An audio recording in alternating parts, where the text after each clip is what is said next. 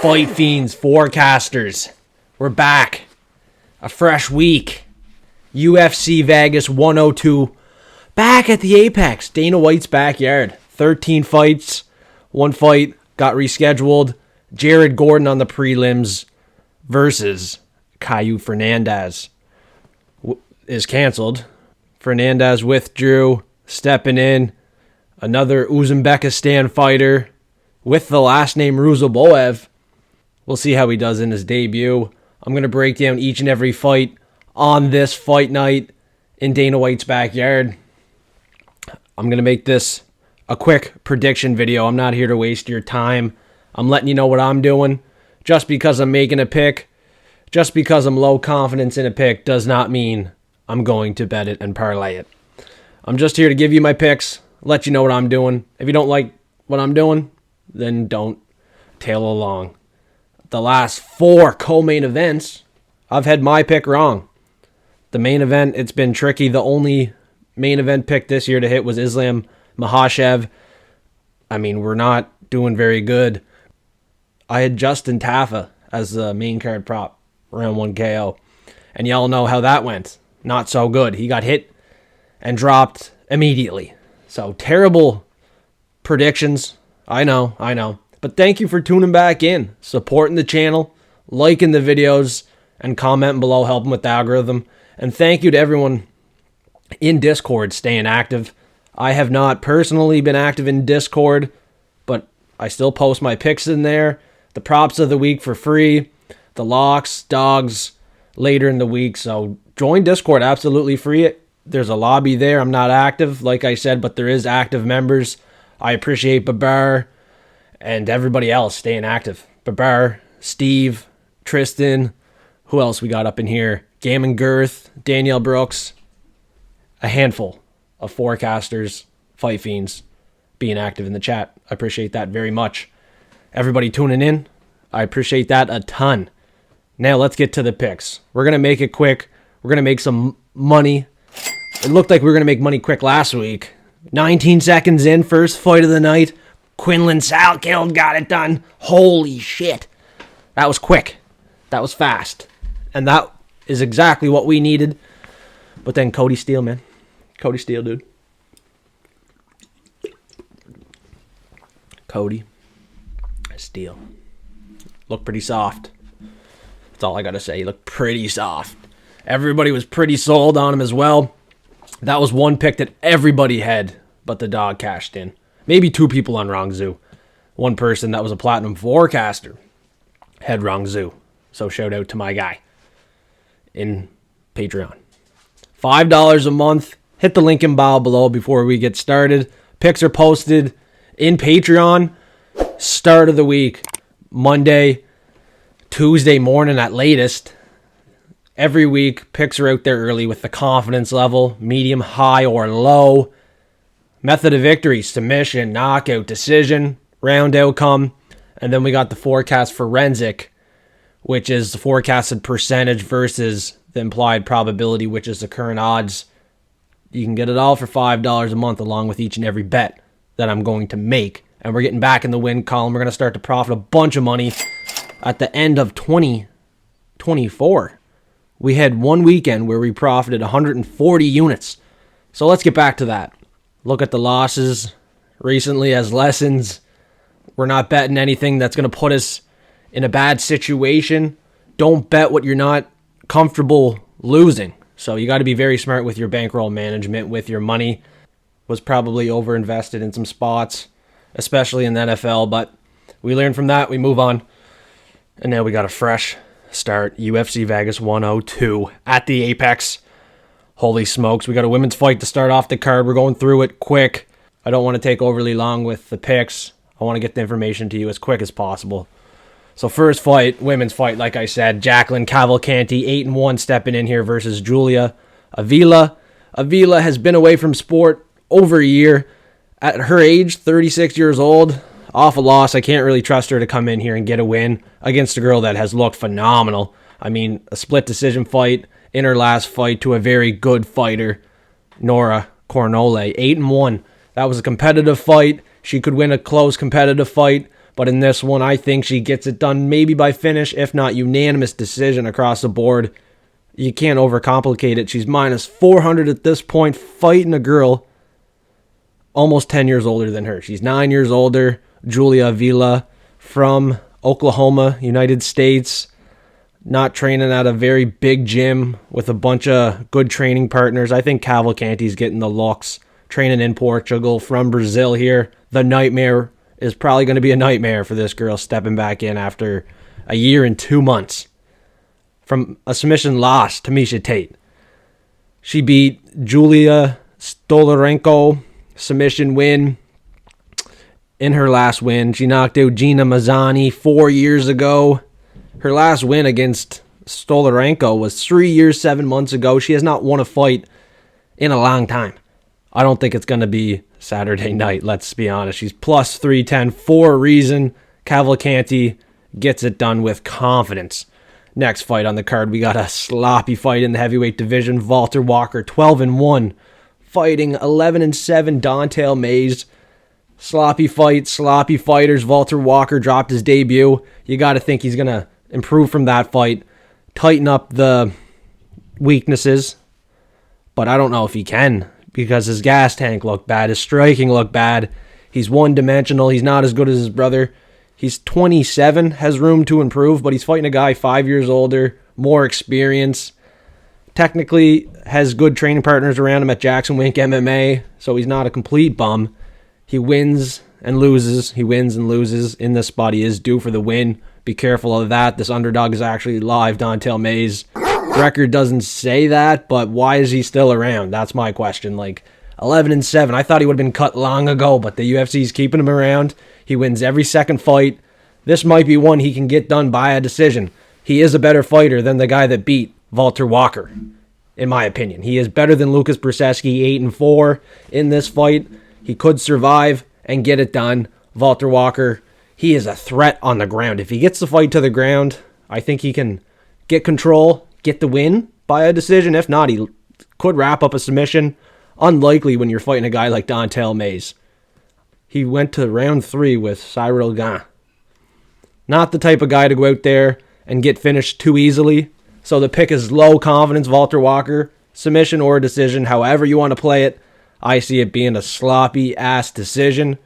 And Don'Tale Mayes is barking in this fight. He is.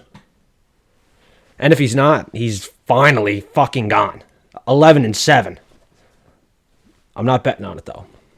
Either side. Picks Valter Walker, low confidence.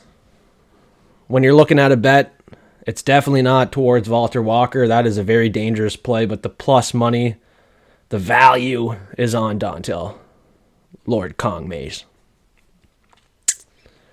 41 ranked in the world for heavyweights. Valter Walker's only 74th ranked right now.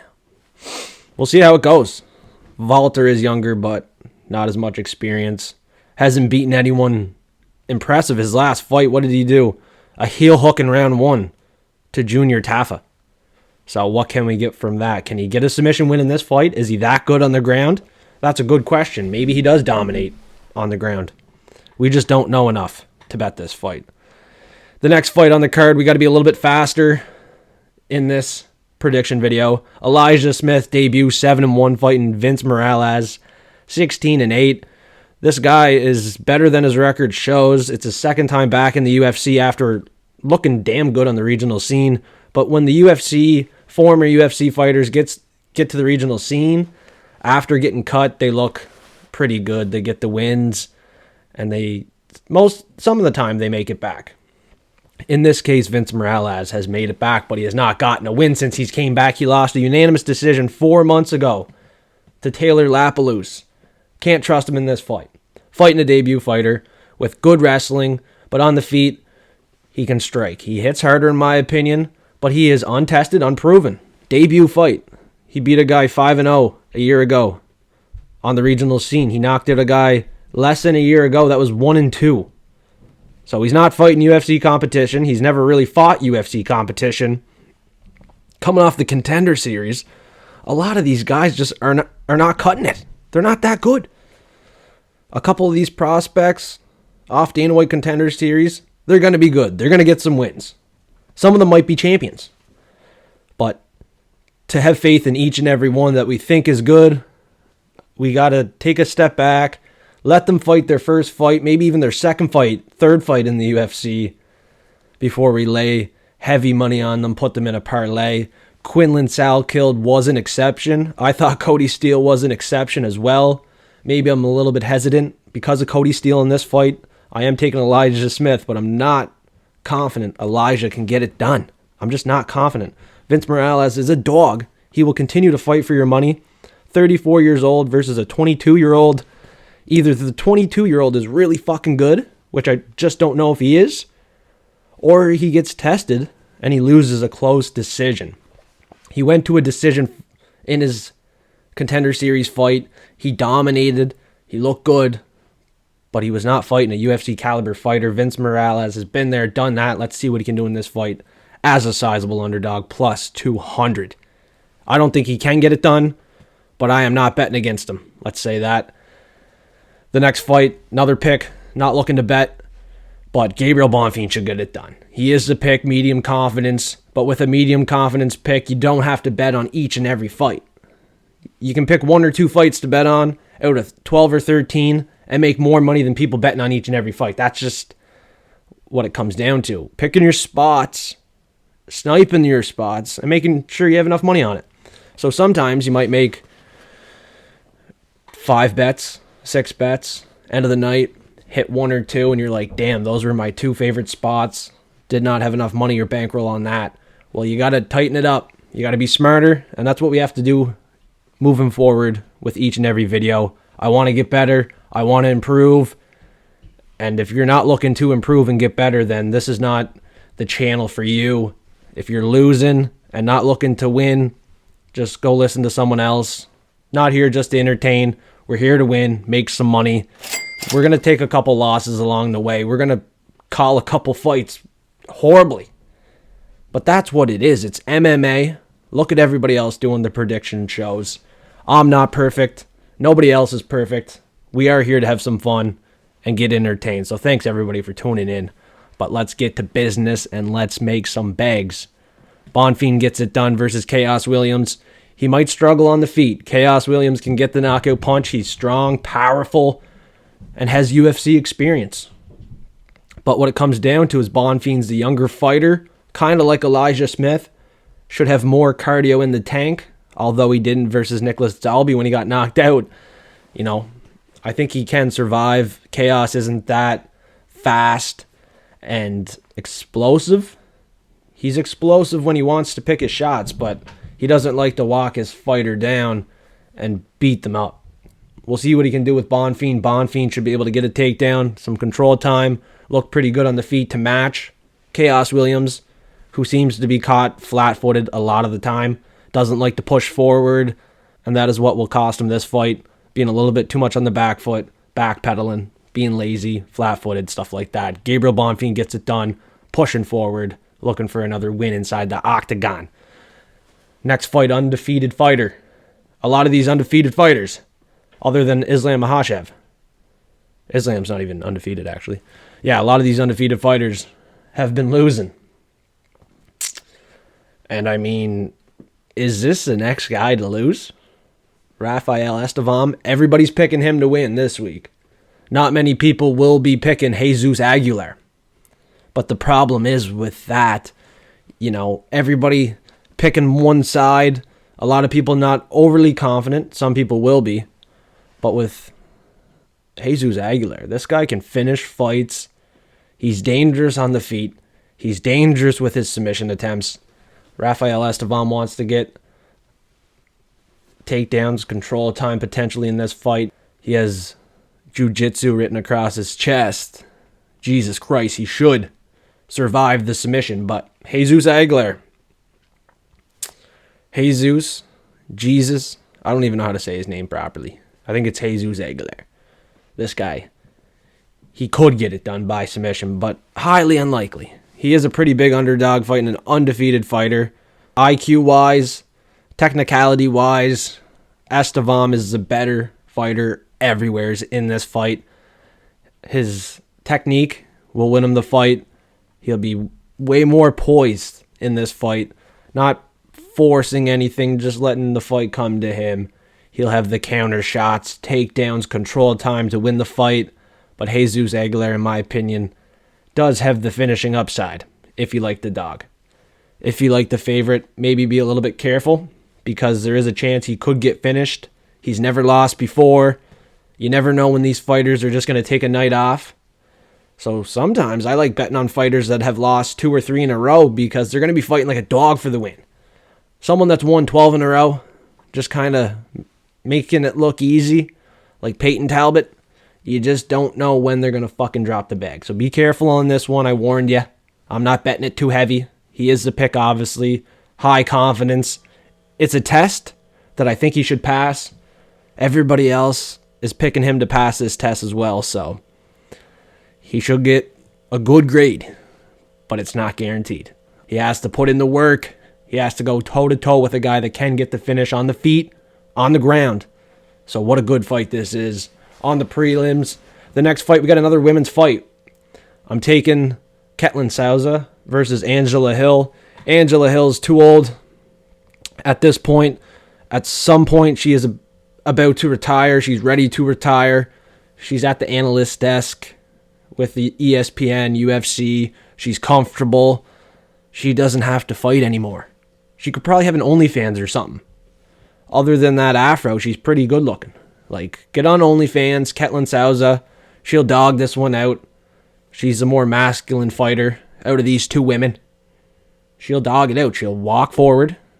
She'll take a shot and give 2 of her own. 2 for 1. Ketlen Souza gets it done. Low confidence, though, decision. It's a women's fight. End of the day, you can't be parlaying women's fights on any of your top tickets. Long shot parlay, full card parlay. The hell with it. You got to put her on there, but don't do anything else with Ketlen Souza or Jacqueline Cavalcanti. But Cavalcanti's in the category of being an exception. I think she is exceptionally good in this fight, and she should dominate, dog walk the dog. So Cavalcanti may be an exception if you like her as a pick. But for Ketlen Souza, no exception. Don't bet her. It's a 50-50 fight, and it's a women's fight. 50-50 fight, women's fight. Throw it away. Out of sight, out of mind. Jose Delgado, Connor Matthews. This fight has to be turned on, ready to go whenever Ketlen Souza and Angela Hill. You got to be ready to go for this one. Go out for a smoke. Get the beers into you. Watch this fight. Delgado is a dog. I'm saying it like Yanni the Greek. Dog. Versus Connor Matthews, a veteran, a guy that is hard to finish but got finished in his last fight. That's worrisome. He got knocked out in his last bout. He's fighting a guy that is high IQ, technical on the feet, and can strike. He strikes to fucking get the knockout punch. I counted him out. He got it done versus Ernie Horaz. He showed up, found a flying knee, looked damn good on the feet. Short notice too. Full training camp? God damn. If you noticed a trend, I'll let you know if you didn't notice. I'm picking fighters that I faded on Dana White's Contender Series in their debut. Jonathan McAuliffe. I had Muhammad Ado in the Contender Series. Dana White's Contender Series fight. I went against him. I seen how good he was. I picked him in his debut. Same as Jacoby Smith. I went against Jacoby Smith with my Canadian, Christian Savoy. His debut. I picked him to win. I picked against this guy too. Jose Delgado. I lost money betting against this guy. And we get it all back. A dominant win is what we are in store for with Jose Delgado. He's a better fighter, trained at MMA Lab. I think they're going to have him ready to go in this fight versus a guy at New England Cartel that really doesn't have the best training partners. None of his training partners are getting wins in the UFC. They all look like fades, and he looked like a complete fade in his last fight. And he looked, horrible. He has a lot of work to do if he wants to keep his job inside of the UFC. You have a hungry guy coming off the Contender Series that looked damn good. I think he just clobbers Conor Matthews in this fight. He is a big favorite as well, so you got to look at the odds and look at what the bookies are doing. If the bookies don't want to lose a bunch of money on this fight, if the odds are swaying one way, sometimes you got to agree with them. I think Delgado is the right side. And same with Edmen Shahbazyan. I know a lot of people don't want to trust this guy, but he's fighting Dylan Budka. You want to put some trust in him? I don't think we put too much stock in the wrestler Dylan Budka. Yeah, he has a little bit of wrestling credentials, but I have not seen it yet in the UFC. In his performances, they're not great. He's not UFC caliber. Edmen Shahbazyan, this seems like a setup fight for him to shine as the golden boy, get it done by knockout punch. Might not be round one, easily could be round one. I'm saying round two. Round one, it could be a complete domination. Within a minute or two, he knocks him out. I could see that as well. Shahbazyan is the better striker. I do not have any doubt in my mind. Budka is a dud, and he's not going to be serving as a UFC fighter much longer. This is probably the end for him, honestly. If he can get it done, like I said, he's going to wrestle. He's going to take Edmen Shahbazyan down, and it's going to be boring as fuck. I don't see that happening. Edmen Shahbazyan needs a win off a loss. He gets it here, knockout punch. You got to look at the level of competition that Edmen Shahbazyan has beat. People don't give him credit. Some people do. I think he has more stock than people are giving him. Like, he's beat some good guys. Look at Dylan Budka. He's fought bums. He is a bum. Get him out of my face. Just get him out of my face. If he wins, I swear to God, I'm going to lose money on this one if Budka wins. I'll let you know right now. Because Edmen Shahbazyan is the pick. High confidence. I think I have, 91% confidence in him to win. Bookies only have 78%. I'd play him up to 5-1, 6-1. I think he dominates this fight. Andre Petroski stepping in short notice for Rodolfo Vieira. You got to look at these fighters that had to withdraw, like Caio Fernandez. We had Jacob Malkoun withdraw from Rodolfo Vieira. Rodolfo Vieira versus Petroski now seems like an much easier matchup for him to go out there and do his thing. Petroski, primarily a wrestler who's never been submitted professionally MMA, but in the, Ultimate Fighter, he got submitted in round 2 to Brian Battle. On the amateur scene, before he turned pro, he got submitted as well. There is a path to victory, like a very strong chance that Rodolfo Vieira, the black belt hunter, gets the submission win. Petroski got knocked out going for a takedown on Jacob Malkoun. He knocked himself out I'm not even joking. He knocked himself out going for a takedown on Jacob Malkoun. He never even got punched. Think about that. You're going to put money on this underdog? Probably not worth it. I'd rather have my money on Dylan fucking Budka. Honestly. Sorry for the foul language, but the only thing that will win Andre Petroski this fight is a foul. And the next fight, I better break down Jared Gordon and this Uzbekistan fighter.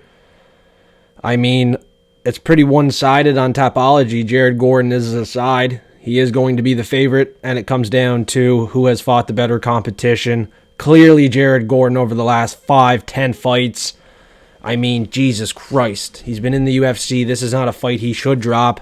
Ruziboev is not like his brother. If it is his brother, Nursultan Ruziboev, I hardly know what his name is. What is it? Mashrabjon?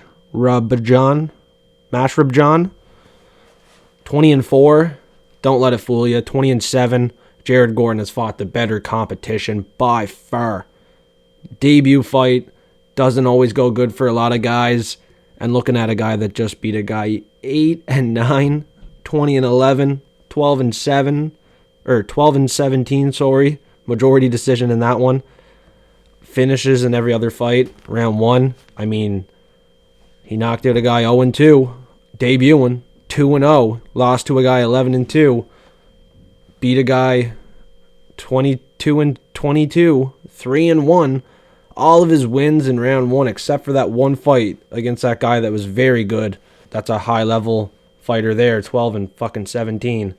Nonetheless, the pick is clear. Jared Gordon getting signed up for another win in the UFC.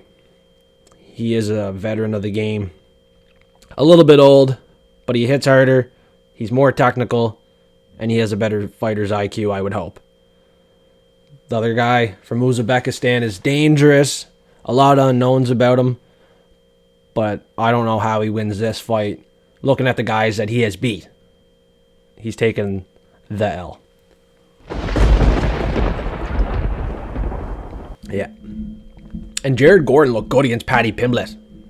Unanimous decision loss, but I remember that fight. A lot of people kind of thought Jared Gordon won that fight. And not to mention, in his last bout, it was a split decision, close fight with Nasrat Hakparas. He looked good in that fight. Fight before that, he got the first round knockout punch to Mark Madsen. So his hands are still there. That was only 2023, almost 2 years ago, but he still has it on the feet. Looked good. He's never looked bad. He should get this win. I'm wondering what the odds will be. I don't see them yet in front of me, but I would assume Jared Gordon is a 4-1, 5-1 favorite in this fight. Dana White's backyard. Now we got the co-main event. No, we don't. We got the third last fight of the night. Ismael Bonfim and Nazim Sadykhov. This is a good fight. This is a 50-50 fight, essentially. But I think Ismael Bonfim is the better fighter in this fight. Both these fighters are pretty good. Nazim Sadykhov has been off for a little bit too long for me. Looking at Bonfim, though, he's been off for 8 months. Both fighters a little bit inactive. I'd like to see them more active for how old they are. They're pretty young in their careers. They both have a lot of work and improving to do, and that only comes with experience.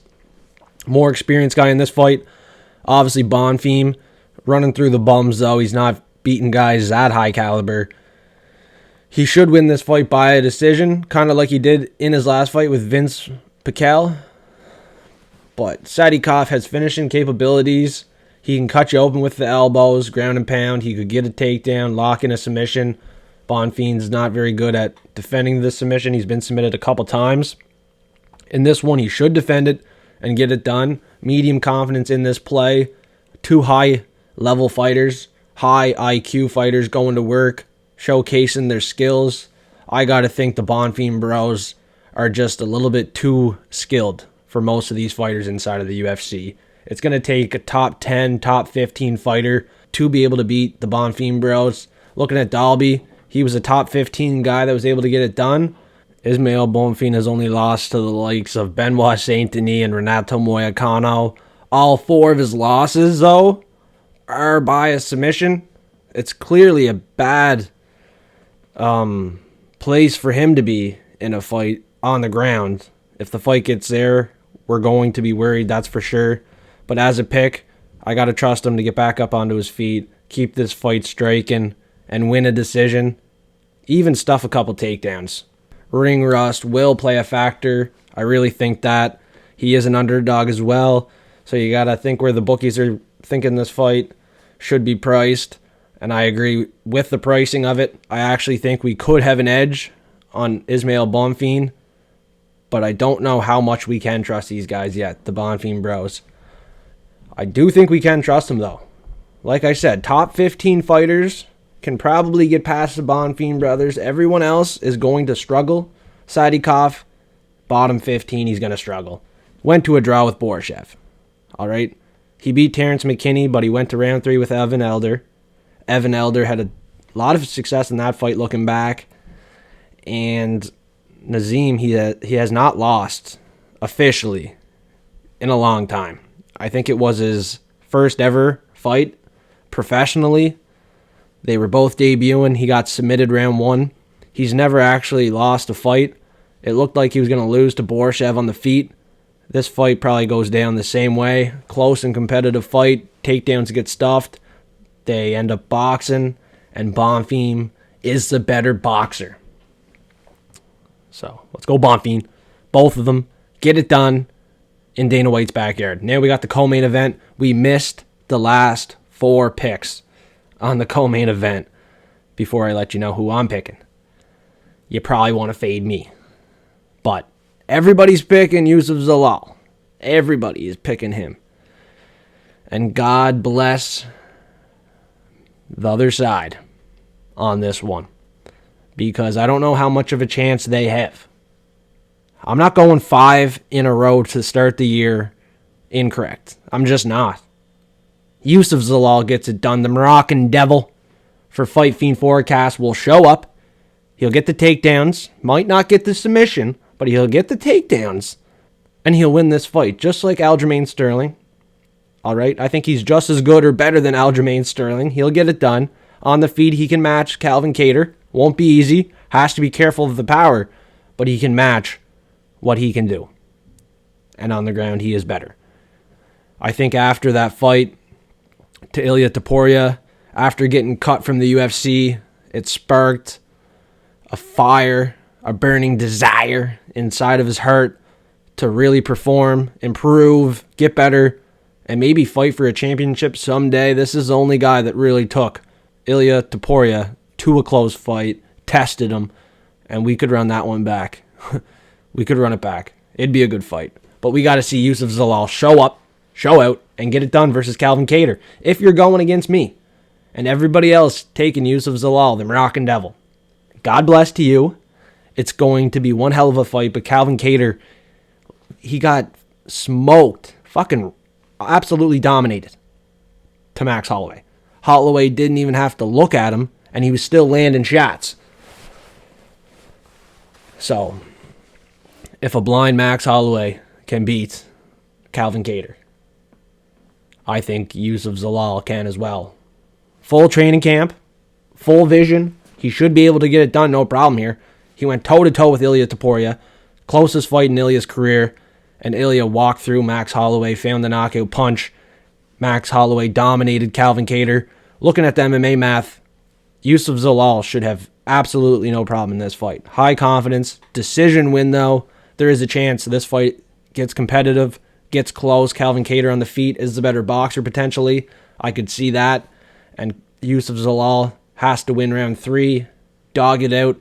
But I definitely think he's the guy that's going to want it more, that knows that he has more of a career left inside of the UFC, so he should fight harder, get it done. Got to trust in the Moroccan Devil in this co-main event spot. If you don't trust me, if you lost faith in Fight Fiend, I'm sorry, but that's what I'm doing. And if we don't win, we learn from the loss. We learn from how I predicted the fight, why it was the wrong read, and we move on.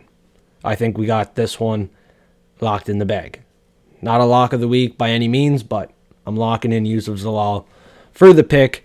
The last fight of the night, I locked it in, and I was locking it in as a dog of the week. Give me Jared Cannonier, the killer gorilla, to knock out Gregory, RoboCop, Rodrigues. We seen Rodrigues get hit too much, man. Too much. To the point where the cut was so bad, you wouldn't want to watch the TV. But they let the fight keep going. And if he gets hit that clean to the killer gorilla, what do you think's going to happen? He's probably going to get knocked out. That is the truth. RoboCop is good. He's entertaining. He can get the finish of his own. But realistically, he's fighting a guy that went to a decision and beat Sean Strickland. He lost a recent fight to Nasruddin Mavov.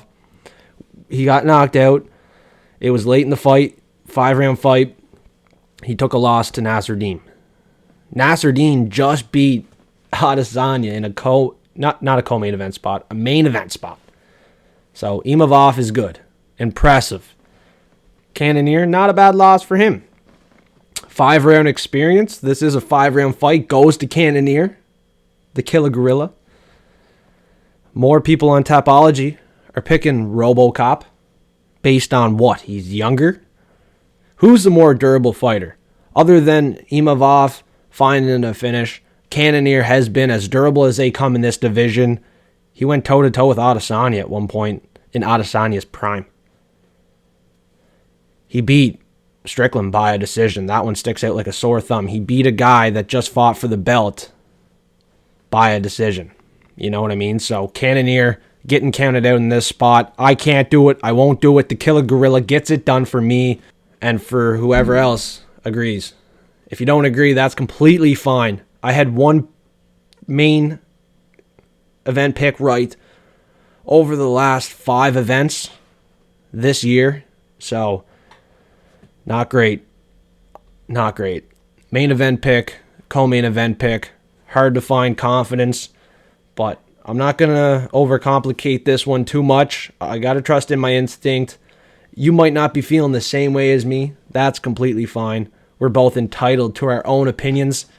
When I see these two face off, I do think Cannonier at his age, 40 years old, has something left in the tank to show us, and I'm ready to see it Saturday night. Let's get paid. Knockout round 1. Jared Cannonier. Let's do it. He has a lot of wins. More credible wins in the UFC. Way more credible wins. You look at RoboCop, he beat Brad Tavares round 3. Dennis Tululin, 11-7 Dennis fucking Tululin. He got knocked out in round 1 by a counter shot to Bruno Vieira, who we found out to be not that good. He lost a split decision to Armen Petrosian. That's where it stops. You lost to Armen Petrosian by a split decision 2022. Now you're fighting Jared Cannonier, who beat Sean Strickland in 2022 by a split decision. And Marvin Vettori. Get out of here. And Calvin Gastelum in 2021. Lost the decision to Robert Whittaker and Adesanya. And Kyle Brahalo in his last fight. Brahalo is 16-1. Look at the level of competition Cannonier's fighting. At these odds, he gets it done. He is the dog of the week, training at MMA Lab. A couple boys at MMA Lab are ready to go this week. That's for sure. Cannonier at these odds, I think this is the most significant edge I might have on the entire fight. Over 30% edge on this one. I got 61% confidence in Jared Cannonier. Bookies have him at 37%. Let's cash. Fight Fiends forecasters. Let's get it done and show up for this one. Saturday night, Dana White's backyard. You damn right know we're going to win and get these bags. We're due for it.